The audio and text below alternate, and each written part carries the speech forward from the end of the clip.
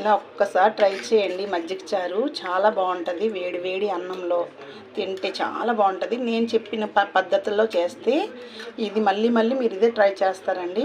చాలా బాగుంటుంది. మీరు ఒకసారి వీడియోలోకి వెళ్ళిపోదాం. ఎలా చేద్దాం ఫ్రెండ్స్.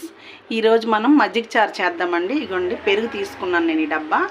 ఇది ముందు ఓపెన్ చేద్దామండి. ఇగోండి పెరుగు నేను ఓపెన్ చేసుకున్నాను. ఇదంతా నేను ఒక గిన్నెలో వేసుకుంటున్నానండి. మొత్తం మనం దీంతో స్మూత్గా క్రీమ్ లాగా చేసుకోవాలండి. ఎక్కడ పెరుగు ఉండలు కనబడకుండా మొత్తం క్రీమ్లా అయిపోవాలి. ఇందులో ఇగోండి నేను ఇలా క్రీమ్ లాగా వచ్చింది కదా మంచిగా. ఇందులో వాటర్ పోసుకుందాం. గ్లాసుడు వాటర్ వేస్తున్నానండి.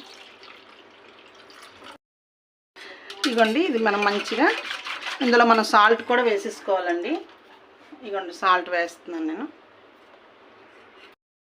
ఇగోండి నేను ఉల్లిపాయలు ఇలా గుండగా కట్ చేసి పెట్టుకున్నాను. ఇవి కూడా ఇందులో కొన్ని మనం వేసుకోవాలండి. పచ్చి ఉల్లిపాయలు వేసుకుంటే చాలా బాగుంటుంది అన్నమాట మజ్జిగ చారు. దీన్ని మంచిగా మిక్స్ చేసుకొని పక్కన పెట్టుకుందామండి. ఇప్పుడు మనం ఇది తోలు తీసుకున్నామండి. ఇందులో మనం 5 పచ్చిమిరపకాయలు, చిన్న అల్లం ముక్క తొక్క తీసి ఇందులో వేసుకొని మంచిగా మనం ఇది పేస్ట్ చేసుకోవాలి. ఇది మనం కచ్చాబిచ్చాగా దంచుకొని పక్కన పెట్టుకుందామండి. ఇగోండి మనం దంచి పక్కన పెట్టుకుందాం. ఇది స్టవ్ వెలిగించుకొని నేను ఆయిల్ పోసుకున్నానండి. ఇగోండి ఆవాలు, ఎండుమిరపకాయలు, జీలకర్ర, కొంచెం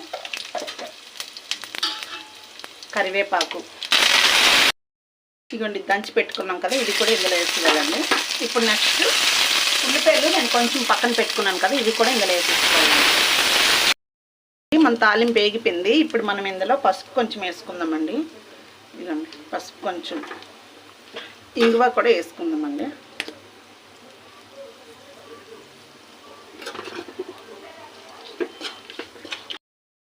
తాలింపు వేగిపోయింది. మనం మజ్జిగకి కలిపి పెట్టుకున్నాం కదా, మనం ఇది ఇందులో వేసేసుకోవడమేనండి.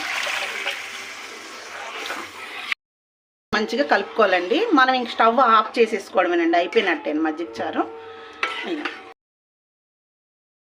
అయిపోయింది పెరుగు చారు.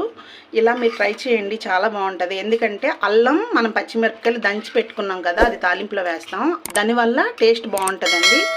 అలాగే మీకు కానీ ఇది నచ్చినట్టయితే ట్రై చేయండి. నా ఛానల్ని సబ్స్క్రైబ్ చేసుకొని సపోర్ట్ చేయండి. బాయ్.